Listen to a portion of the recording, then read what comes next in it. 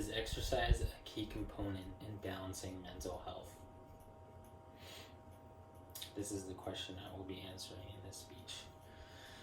Ill mental health accounts for 13% of total global disease burden, with predictions that depression alone will be the leading cause of disease burden globally in 2030. Poor mental health is consistently associated with deprivation, low income, unemployment, poor education, poor physical health, and increased health risk behavior. So, when a person exercises, their body goes into a euphoric state due to the chemical release of endorphins and dopamine, both of which make you feel good.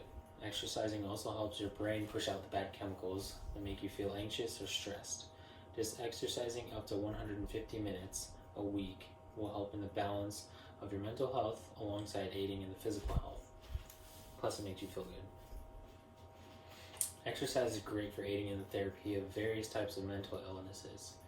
Exercise can help treat ADHD, anxiety, PTSD, trauma, stress, and depression.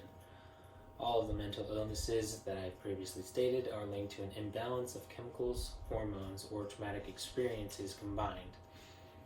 When you exercise, your brain releases certain chemicals such as endorphins and dopamine. These chemicals work hand in hand with each other. Endorphins, when released, help one deal with stress more calmly, as well as reduce the feeling of pain or the thought of pain. And they also trigger a positive feeling in the body. Aside from illnesses, complete mental health does not mean just having no trace of mental illnesses. It also includes the amount of sleep you receive, your energy levels, your self-esteem, your memory, and your focus, as well as your resilience to face challenges in life.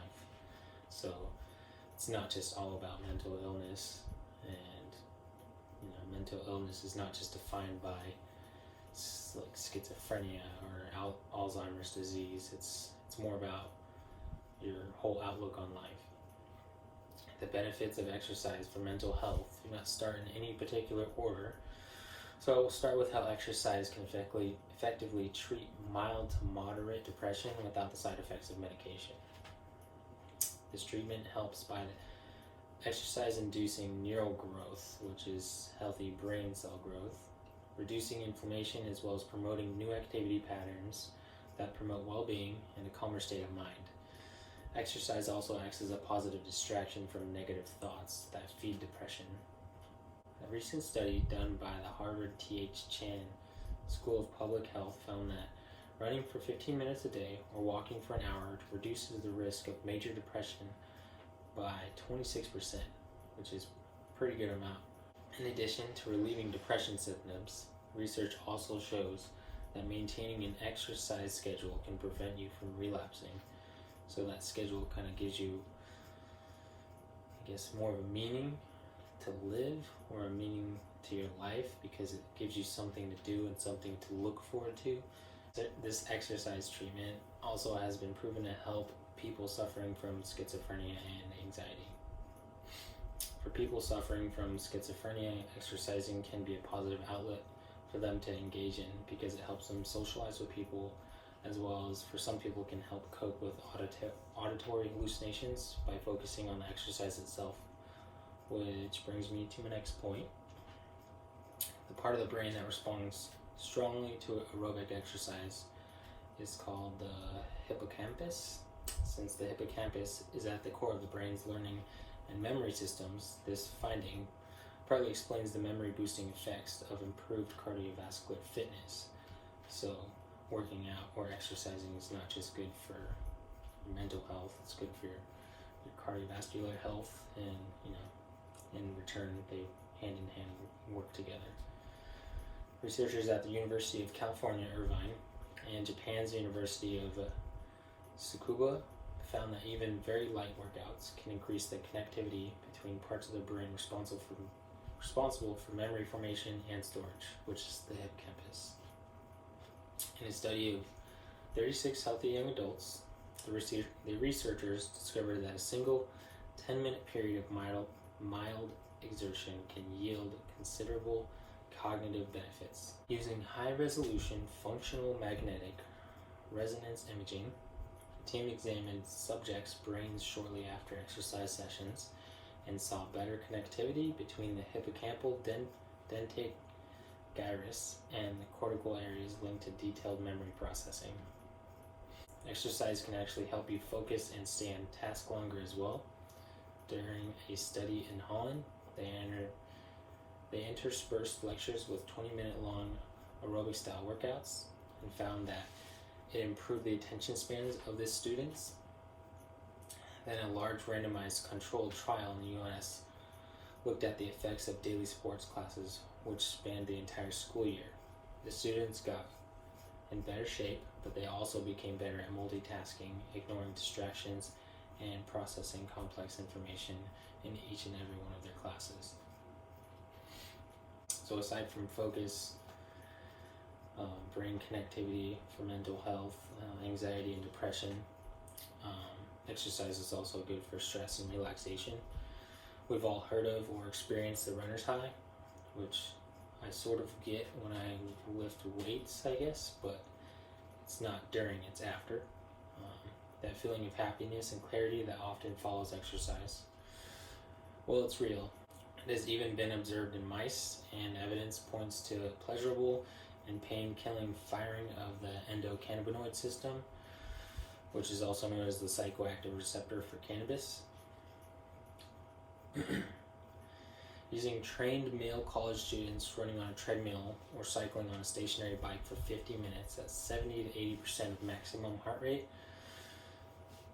A study that was performed in 2004 by the University of California at Irvine alongside the Georgia Institute of Technology for Applied Physiology found that the first evidence of exercise of moderate intensity activates the endocannabinoid system, suggesting a new mechanism for exercise-induced analgesia and possibly other physiological adaptations to exercise. Science is also increasingly backing the yogi's claim of the relaxation response. A 2010 study titled Stress Reduction Correlates with Structural Changes in the Amygdala put participants through 8 weeks of daily yoga and meditation practice. The study concluded participants reported significant reduced perceived stress, and also reductions in perceived stress correlated positively with decreases in right basolateral amygdala gray matter density within the brain. So I haven't spoken about cognitive decline in brain diseases, but here's a little part about it. To get this benefit, workouts don't even need to be extreme for the health of the brain regarding brain disease and cognitive decline as you age. You can actually just do 30 to 45 minutes of brisk walking 3 times a week, and that can help fend off the mental wear and tear and delay the onset of dementia. And if walking isn't your thing, then you can do a weightlifting session twice bi-weekly, or you can also do dancing classes. Dancing is really good for cardiovascular health as well as your balance, because exercise usually increases the heart rate. It helps deliver more oxygen and glucose to the brain, which stimulates the brain synapses by preserving the number of acetylcholine receptors found at the junction of muscles and nerves. This is observed in the fact that active people have more receptors in their brains than inactive people. Creative types through the ages have claimed that walking aided their creative process, and lately psychologists gave it empirical support. A 2014 paper titled "Give Your Ideas Some Legs: Positive Effect of Walking on Creative Thinking" showed that walking either on a treadmill or around Stanford's leafy campus boosted creative thinking. Interestingly, it didn't help convergent thinking, which is generally defined as the ability to give the correct answer to standard questions that do not require significant creativity. As I near the end of my speech, I would like to look back at the key benefits of exercise for mental health. Depression, schizophrenia, anxiety, PTSD, as well as trauma and other mental illnesses I have not been able to fit into my speech, or illnesses that can be treated with physical exercise. Patients that do incorporate physical exercise into their treatment for such illnesses can achieve mental clarity, better blood flow to the brain through increased oxygen inhalation, a more positive outlook on life. They can rid themselves of stress and pain, or at least temporarily, as well as live a healthier life with the preventative measures that exercising can do for your brain and overall mental health. To end my speech, I would like to first thank everyone for listening, and second, think about incorporating physical exercise into their weekly schedules, especially those that come from family history of mental illnesses, because everyone that has 10 to 15 minutes in their day to spare, you just have to make the time and think about what it can do for you.